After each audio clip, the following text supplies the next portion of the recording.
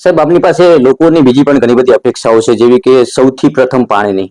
તો પાણી માટે આપ કામ કરી રહ્યા છો, તો પછી ધાંગધ્રાના પૂર્વ ધારાસભ્યએ એવા આક્ષેપો કર્યા છે આપની ઉપર કે પાણી ધાંગધ્રાને મળતું હતું, પરંતુ શંકરભાઈએ અટકાવ્યું છે.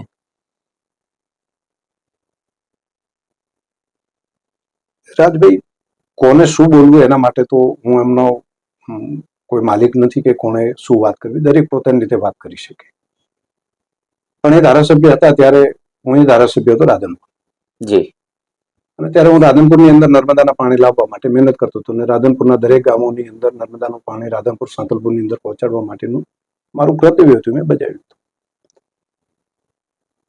મારે તો વાત નથી થઈ. રહી વાત, હું તો કોઈને આપવા વાળો છું, કોઈને અટકાવવા વાળો નથી. મેં જીવનની અંદર ક્યારેય નથી કરી. એવી પણ મેં તેમના વિડીયો મેં સાંભળ્યો, એની અંદર વાત એવી હતી કે શંકરભાઈને કેબિનેટની અંદર શંકરભાઈએ ના પાડી. બિલકુલ ના પાડી એવી વાત કરી. એ હમણાં બોલ્યા હતા.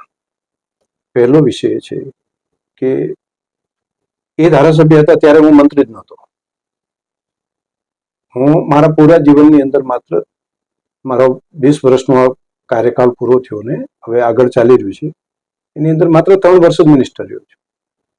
એટલે 14 થી કરીને 17 સુધી તો 3 વર્ષ જ મંત્રી રહ્યો. મારી વાત આખી પૂરી સાંભળશો. એ ધારાસભ્ય હતા ત્યારે હું મંત્રી નહોતો. એ ધારાસભ્ય હું 14 પછી મંત્રી બન્યો, 14 થી 17 માં. એ 14 થી 17 માં ધારાસભ્ય નહોતા, એ પહેલા હતા. રહી વાત, હું મંત્રી હતો ત્યારે એમ કે છે કે હું મંત્રી હતા અને ત્યારે શંકરભાઈને અમે વાત કરી. તો પેલો એવો વિષય છે કે પાણીની યોજનાઓ મંજૂર કરવાનું કેબિનેટમાં નથી થતું. કેબિનેટની અંદર નિર્ણય કરવાનો નથી હોતો. પાણીની કોઈ યોજના મંજૂર કરવા માટેનું કામ, મંજૂર કરવાનો નિર્ણય એ સિંચાઈ મંત્રી અને માન્ય મુખ્યમંત્રી તરીકે નિર્ણય કરવાનો હોય છે.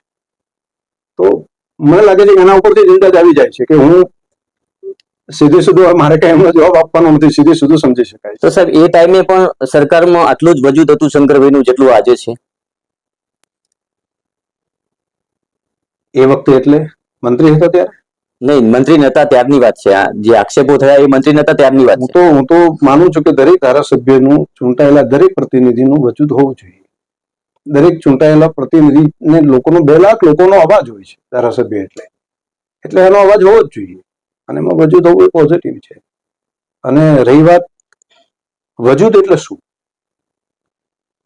વજૂદ કંઈ હોતું નથી. વજૂદ માત્ર પુરુષાર્થનો હોય છે.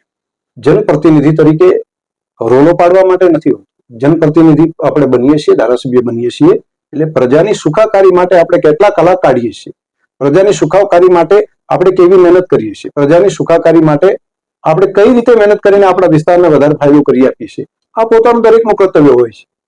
અને પહેલા દિવસથી કરીને અત્યાર સુધી મને તો લાગે છે, મારું તો લક્ષ્ય રહ્યું છે કે જ્યારે પણ જે કામ મળ્યું હોય એને બેસ્ટ કરવાનું, એમાં આપણે લાગી જવાનું. એમાં વજૂદ કઈ ના હોય. હવે કોઈ માણસ મહેનત કરીને સફળતા મેળવી પડે તો એનો વજન છે, અને કોઈ માણસ ન કરી શકે તો એમ કે અમારું વજન નથી. તો એ વજન હોતું નથી. મહેનત કેટલી કરે છે.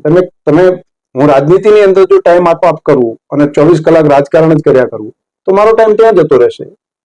હું 24 કલાક માત્ર બેસણાઓની અંદર ટાઈમ કાઢ્યા કરું તો મારો ટાઈમ એની અંદર જતો રહેશે.